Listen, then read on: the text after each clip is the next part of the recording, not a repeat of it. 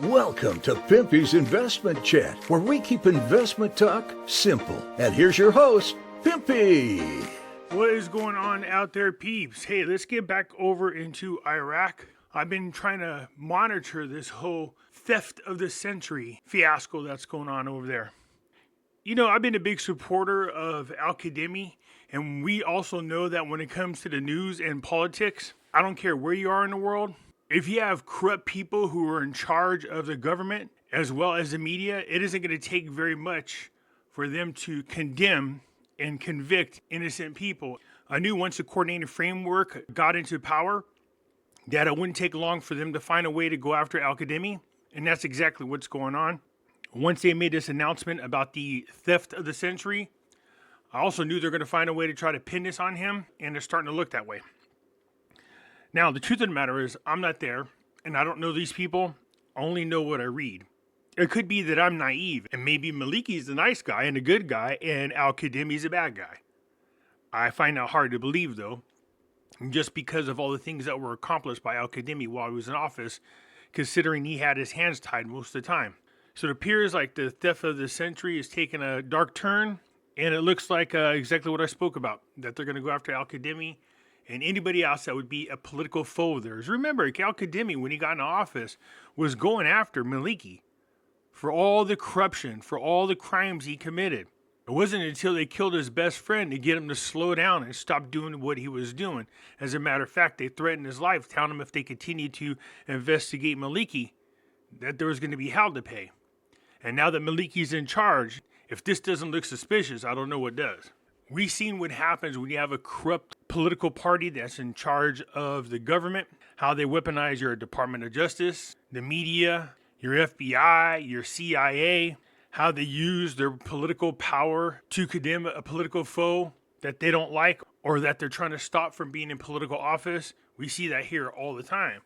I mean, the Democrats are a perfect example of that. So let's get back to Iraq and find out what's going on. Before we get started, do me a favor and hit the thumbs up button. If you're not a subscriber, please do so, because when you do, it helps out the channel, and I certainly do appreciate it. If you're thinking about buying gold and silver, go to our friends over there at Money Metals Exchange. The link is down below in the description. If you're a first-time buyer and you spend more than $100, use promo code Pimpy, P-I-M-P-Y, and you will get an additional half ounce of silver with your order. In addition to that, it's a small way to help out the channel. Also, I want to remind everybody there is alternate platforms that I'm on. We have Pimpy's News Network, which is usually a place where we put videos that I cannot play on YouTube because its content is sensitive to YouTube. Also, come join us on Facebook. We do have a group called Pimpy's Investment Chat. I encourage you to come join us because over here we do talk about gold, silver, cryptocurrencies, as well as foreign currencies and other investments as well. You can also find me over here on Twitter, as well as MeWe and YouTube. The link for all these social media platforms will be down below in the description. If for whatever reason I get knocked off of YouTube, you can find me over there at those other locations. Also, for those of you who have not seen this documentary here, Died Suddenly, let me encourage you to go watch it. I can't stress this enough.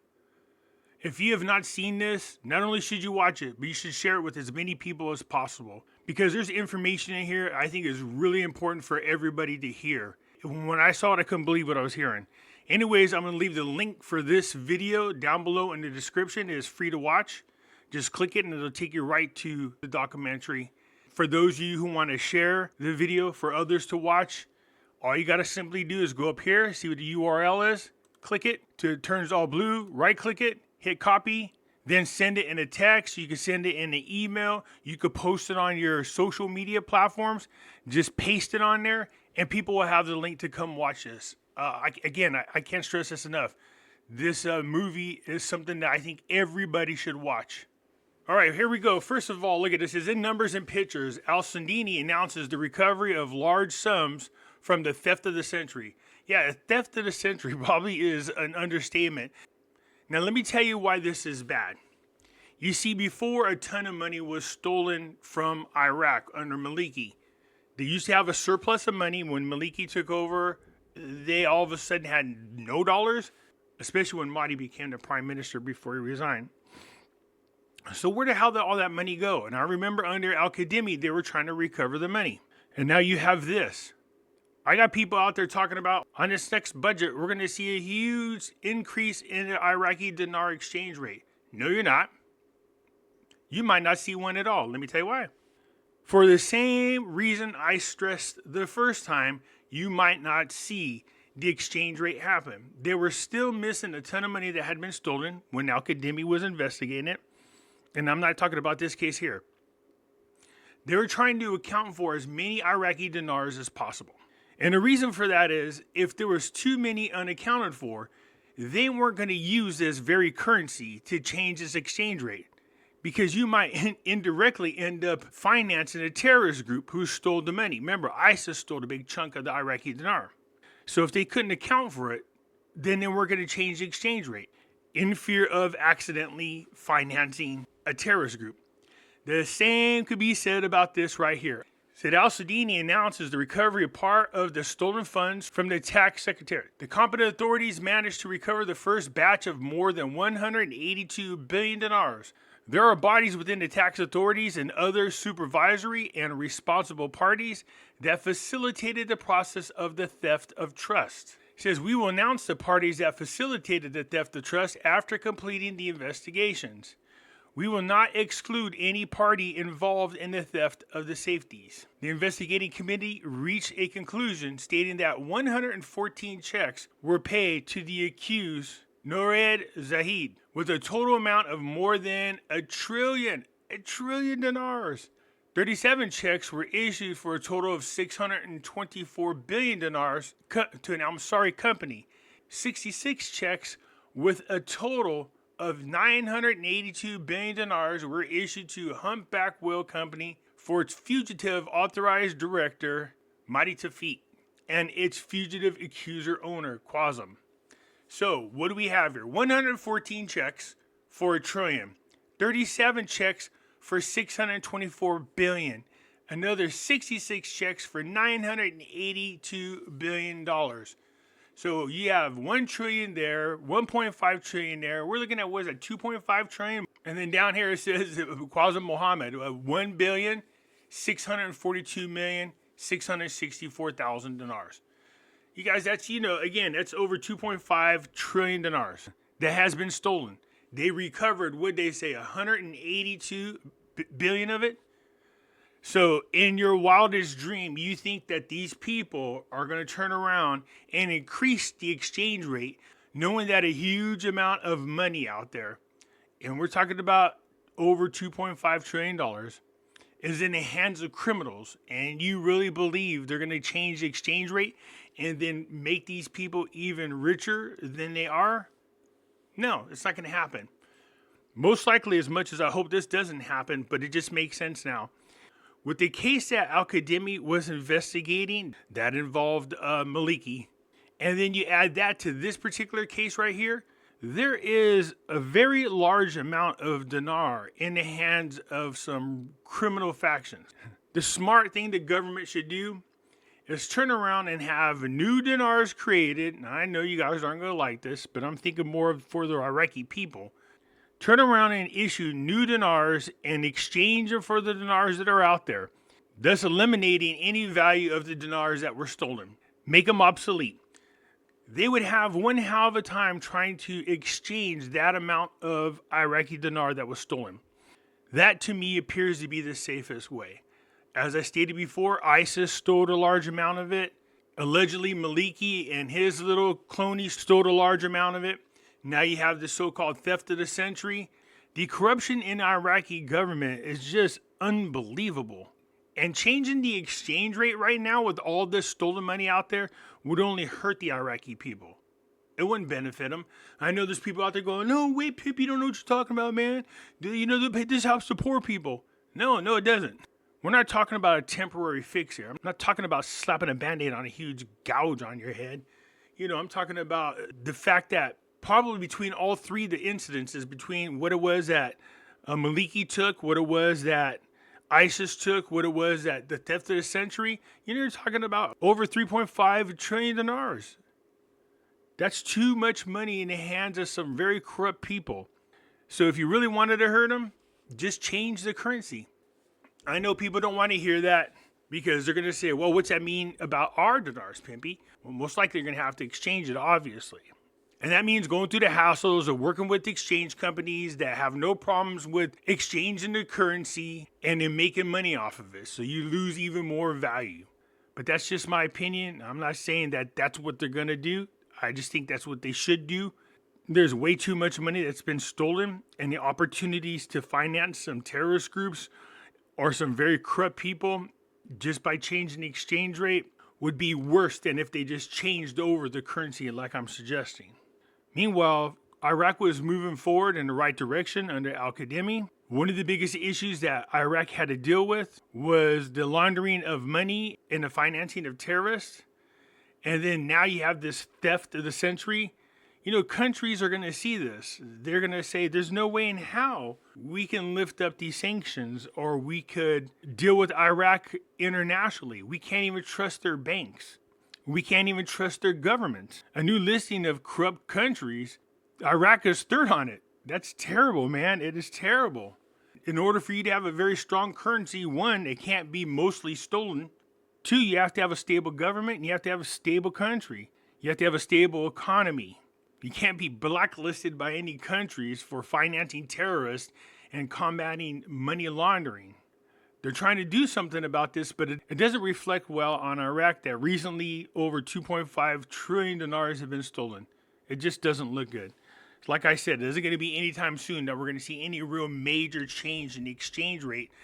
I was feeling positive about after the elections, us seeing some kind of small increase at least, and then we would see it start going up in increments. But once Maliki and the coordinating framework took over, I just knew that was a bad situation.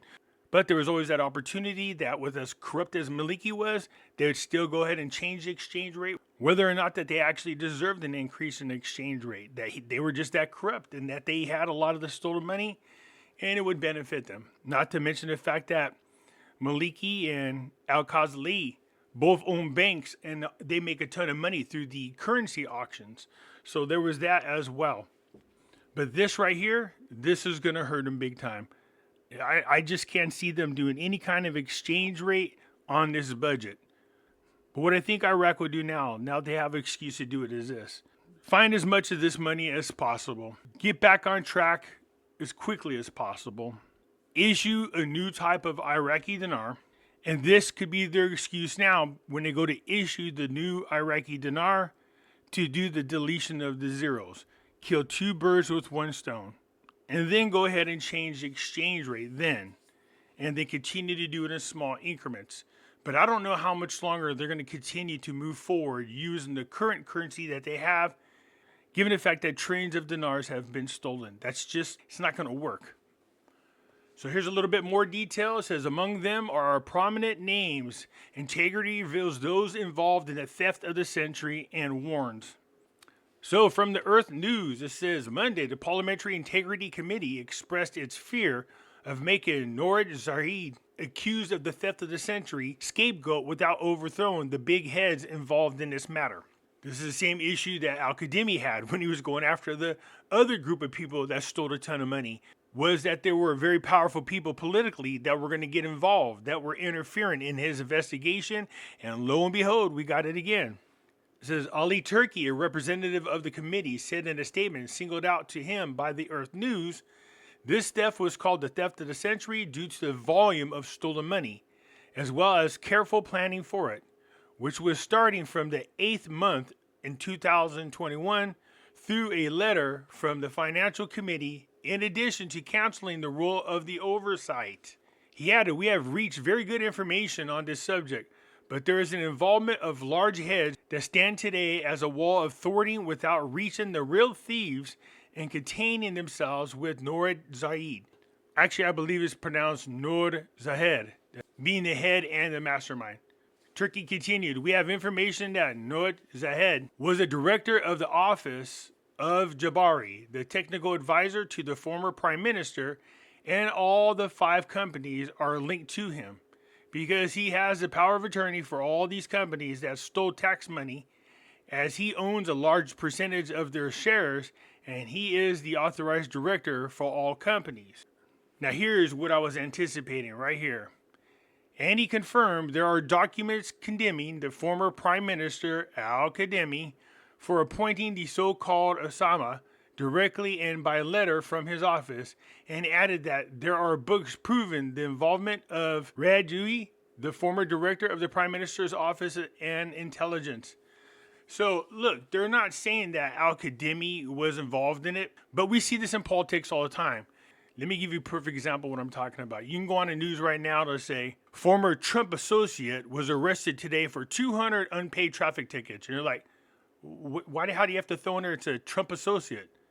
But that's what the media does. And it looks like that's what they're doing here. There are documents condemning the former Prime Minister al-Kadhimi for appointing the so-called Osama. So what if he appointed him?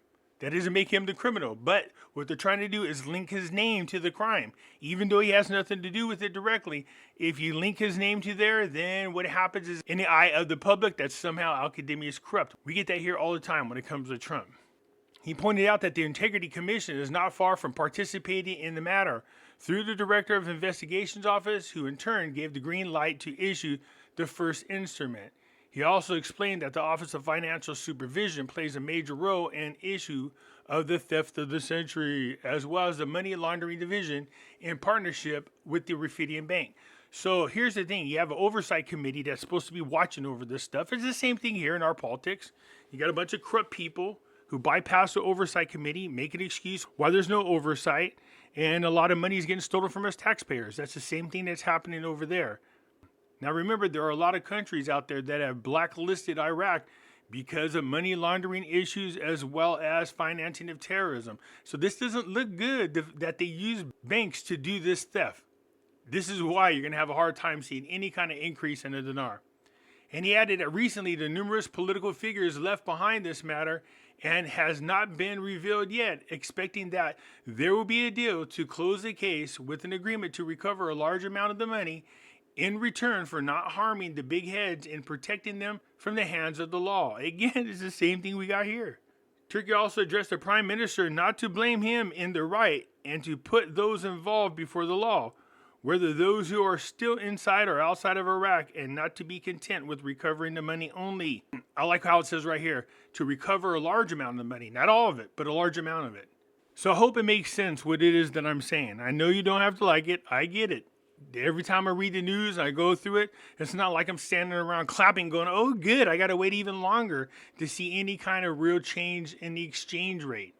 There's all kinds of variables whenever it comes to dealing with the exchange rate. I mean, the crash of the US dollar is going to be one, but Iraq, it's to a point now where I cannot picture them moving forward with the same currency, knowing that there's that much out there in the hands of some corrupt people.